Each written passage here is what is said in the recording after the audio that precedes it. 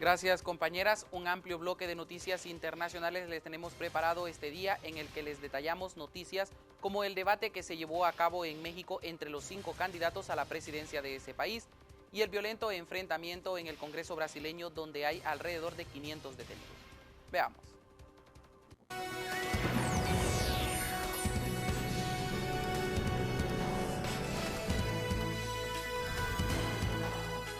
Comenzamos este bloque en la Ciudad de México, donde los principales candidatos para las próximas elecciones presidenciales en México participaron en su segundo y último debate. El evento, transmitido por televisión, fue una plataforma para que el candidato del oficialista Partido Acción Nacional, Felipe Calderón, y su oponente perredista, Andrés Manuel López Obrador, conquistaran a los votantes indecisos, ya que las últimas encuestas de opinión los colocan virtualmente empatados, cuando falta menos de un mes para las elecciones que se realizarán el 2 de julio en ese país.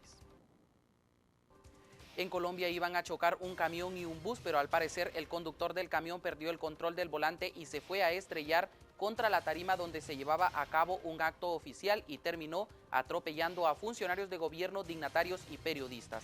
El embajador del Paraguay en Colombia y un fotógrafo tuvieron que ser trasladados de emergencia a un hospital luego de sufrir fracturas en ambas piernas. En Santiago de Chile, los alumnos de secundaria decidieron continuar con sus medidas de presión, por lo que la presidenta Michelle Bachelet le pidió a sus ministros más responsabilidad con sus ministerios y que las propuestas se las hagan llegar con prontitud, luego que se produjeran disturbios esta semana por parte de los estudiantes, quienes están pidiendo un 50% de participación. Siempre en Santiago de Chile, el expresidente peruano Alberto Fujimori ingresó a un hospital para efectuarse un chequeo médico de rutina. Así lo confirmó uno de sus abogados defensores, quienes advirtió que el exgobernante se encuentra bien de salud.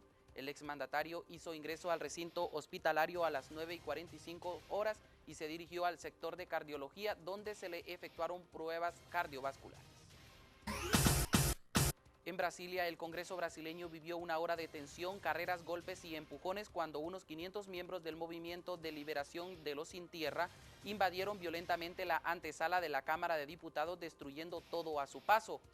Al menos 20 personas resultaron heridas, de los cuales 18 eran agentes de seguridad del Congreso, y el coordinador de apoyo logístico de la Policía Legislativa debió ser llevado de urgencia a un hospital. En Santo Domingo, la Comisión Interamericana de Derechos Humanos se mostró preocupada por la situación que se desarrolla en la materia en Colombia, Cuba, Haití, Venezuela y Ecuador. El presidente de la CID, Evelio Fernández, dijo al presentar el informe general sobre la región ante la Asamblea General de la Organización de Estados Americanos, que las prácticas en materia de derechos humanos merecieron especial atención en esos 5 países. En Washington, Estados Unidos, el Senado rechazó una enmienda constitucional que hubiera prohibido el matrimonio entre homosexuales en Estados Unidos. La enmienda, que precisaba de un total de 60 votos para salir adelante, ha recibido finalmente 49 en contra y 48 a favor. El presidente de Estados Unidos, George W. Bush, ha sido declarado orgulloso de apoyar esta enmienda.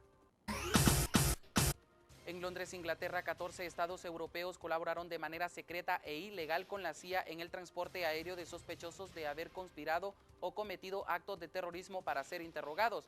Esa es la conclusión de la investigación comisionada por el Consejo de Europa, que señala que de los 14 permitieron que sus territorios fueran utilizados como bases para la transferencia secreta de prisioneros. En los casos de Italia, Suecia, Macedonia y Bosnia, permitieron el secuestro de gente en sus territorios.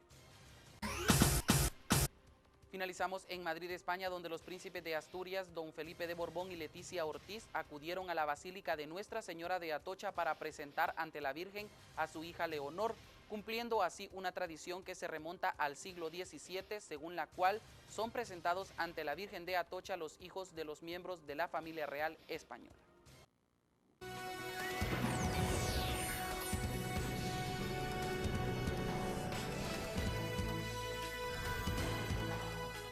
Hasta aquí la información más importante ocurrida este día en el mundo, así que regresamos con ustedes, compañeras, al set principal.